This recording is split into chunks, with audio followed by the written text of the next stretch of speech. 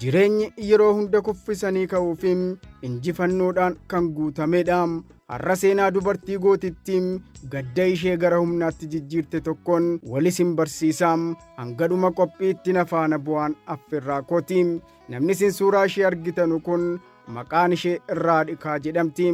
Raadhikaan dubartii biyya Indii naannoo Kareellaa keessatti kan dhalatteefi dhiheenya kana badhaasa dorgommii jabeenya qaamaa beekamaa NPC Miss Kareellaa jedhamu mo'achuun seenaa haaraa hojjettee jirti. Haa ta'u malee jireenyi ishee kanaan dura akka ammaa kana hin turreefi Raadhikaan gaa'ila rakkisaa fi dhiphina jireenya guddaa keessa dabarte. Yeroo sanatti ulfaatinni qaama ishee kiiloogiraama 100 ol ta'ee ture.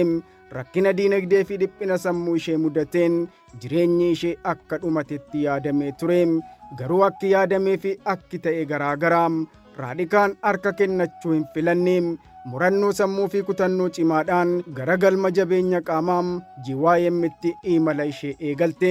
Hojii jabaa fi dadhabbii malee baatii 9 qofa keessatti ulfaatina qaama ishee kiiloogiraama 50 gadi buusuun addunyaa dinqisiifte. Harki ishee inni duraan dadhabee har'a sibiila kaasa. Unkaan qaama ishee inni kanaan dura rakkisaa ture har'a unka jabaa fi bareeda boodii ta'e addunyaa irratti mul'achaa jira. Raadhikaan har'a dubartoota kumaatamaan lakkaa'amaniif fakkeenya jabduudha. Ergaan ishee tokko qofaadha.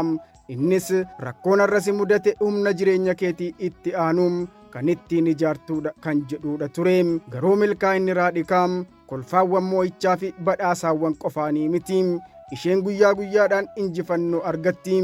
Yeroo namni baay'een rafee jiru Raadhikaan subii hirriba irraa kaatee gara mana jabeenya qaamaa GYM seenti. Sakandii fi daqiiqaa isheen sibiila ulfaataa ittiin kaaftu ragaa dhiphina gadda isheen kanaan dura dabarsiteedha.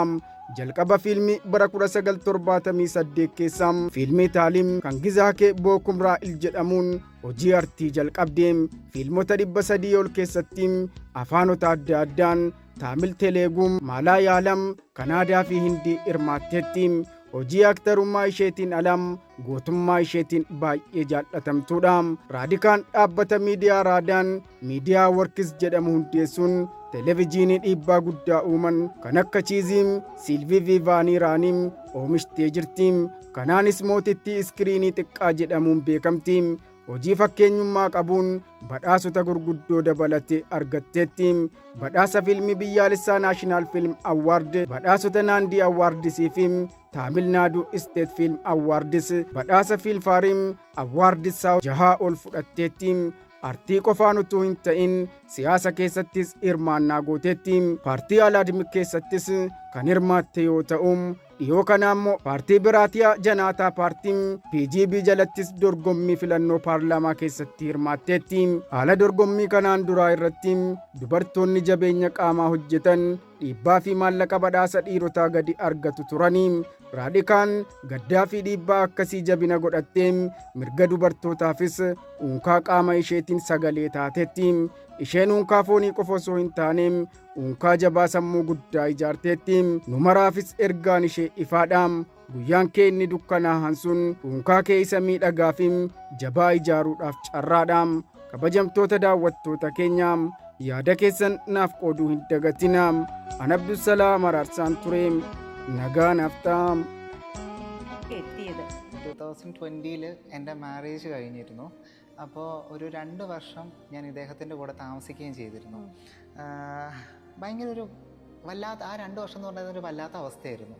കാരണം എനിക്കറിയില്ല, എൻ്റെ ലൈഫിൽ ആദ്യമായിട്ടാണ് അത്രയും വലിയ ഒരു അവസ്ഥ ഞാൻ ഫേസ് ചെയ്യുന്നത്. ഞാൻ മാരീഡ് ആണെന്നുള്ള കാര്യം ഒരുവിധപ്പെട്ട ആർക്കും അറിയത്തില്ല. കാരണം അത് ഞാൻ അങ്ങനെ റിവീൽ ചെയ്യാത്തൊരു കാര്യമാണ്. അതായത് എൻ്റെ ജിമ്മിലുള്ള കുറച്ച് പേർക്ക് അറിയാമെന്നല്ലാതെ വേറെ ആർക്കും അറിയില്ല. കാരണം ഓർക്കാൻ പോലും ഇഷ്ടപ്പെടാത്ത ഭയങ്കര മോശം സിറ്റുവേഷനിലൂടെ പോയൊരു സമയമായിരുന്നു അത്.